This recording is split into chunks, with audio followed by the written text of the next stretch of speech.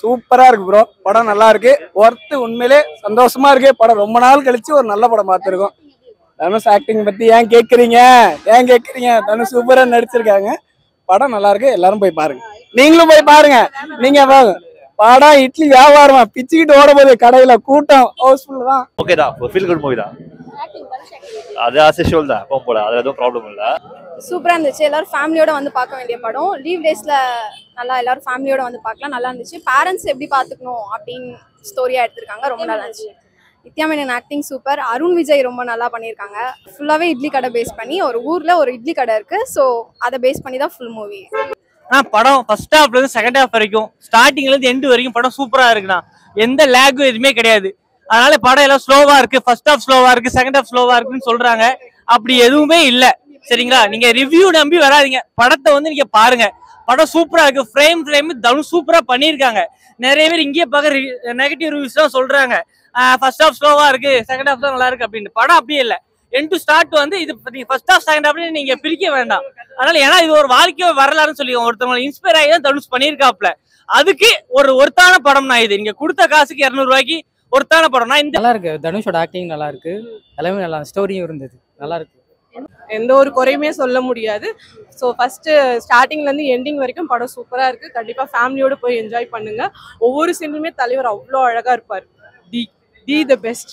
என்ன சொல்ல போனா ஐயோ இல்ல, நாங்க ஒவ்வொரு சீனுமே படம் முடிஞ்சோட முதல்ல போய் இட்லி வாங்கி சாப்பிடணும், சாம்பார் வாங்கி சாப்பிடும், காரிச்சட், இதுதான் நாங்க பேசிட்டு இருந்தோம். சீரியஸா இன்னும் சாப்பிடல.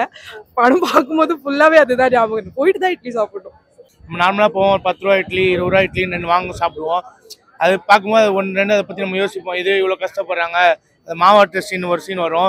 2 மணி நேரம் 3 மணிக்கு, ஒரு காலையில் நம்ம 7 மணிக்கு இட்லி சாப்பிட்டோம்னா 3 மணிக்கு அவங்க எந்திரிச்சு ஆட்டுவாங்க. அது கொஞ்சம் கஷ்டம் நம்ம நினைப்போம். அது கொஞ்சம் திங்க் பண்ணுவோம். இல்லை, படம் நல்லா இருக்கு, பார்க்கலாம். அப்பாவுக்கு ஒரு நல்ல பிள்ளையா இருக்கணும். அது நல்லா காமிச்சிருக்காரு படத்தில். நம்ம அப்பாவோட எவ்வளோ சென்டிமெண்ட் நல்லா இருக்கு. ஃபேமிலியோட பார்க்கலாம். Okay sir. ஆக்சுவலாக ஃபர்ஸ்ட் ஹாஃப்ல ரொம்ப இருக்காது, செகண்ட் ஹாஃப்ல எல்லாருமே நல்லா இருக்கும். சொன்ன மாதிரி பார்த்திபன் சாருக்கு நல்ல ரோல் தான், நல்ல ரோல் கொடுத்துருக்காங்க. பார்த்திபன் சாருக்கு ரொம்ப பிடிச்சிருக்கு. இப்ப இருக்க வேர்ல்டுக்கு அது தேவை. பார்க்கலாம். காமெடி இருக்கா? காமெடி இல்ல, கொஞ்சம் இன்க்ரீஸ் பண்ணிருக்கலாம். காமெடி எல்லாம் சாங்ஸும் கொஞ்சம் ரொமான்டிக்லாம் கொடுத்துருக்கலாம். சாங்ஸ் இல்ல, காமெடி இல்ல, மத்தபடி ஓகே. நீ சொல்றா. தனுஷ் அங்கிள் எப்படி நடிச்சாங்க? தனுஷ் அங்கிள் பாத்தியா? எப்படி நடிச்சாங்க? நல்லா இருக்கு, நல்லா இருக்கு. பார்க்கலாம். ஃபேமிலியோட வந்து பார்க்கலாம். ஆமா, ரொம்ப ரொமான்டிக்லாம் இல்லாம டீசெண்டா இருக்கு. பழைய ஊருக்கு போயிட்டு வந்த மாதிரி ஃபீல் ஆச்சு. எனக்கு என்னோட நேட்டிவ் போகணும் போல இருக்கு. ஒவ்வொரு கருப்பொருள்னு பார்த்தீங்கன்னா கான்செப்ட் வில்லேஜோடைய மையப்பகுதியாக இருக்கு. சென்னைன்னு பார்த்தீங்கன்னா சென்னையில் யாருமே சென்னை மக்கள் கிடையாது. இங்கே 90% மக்கள் வந்து வெளியே தான் வந்திருக்கிறாங்க. ஒவ்வொரு மக்களோடையும் தன்னுடைய ஊர் நினைச்சு பார்க்கக்கூடிய காலகட்டம் இருக்கு. நான் பார்த்தீங்கன்னா சொந்த ஊர் திருநெல்வேலி, நான் இங்கே வந்திருக்கிறேங்க.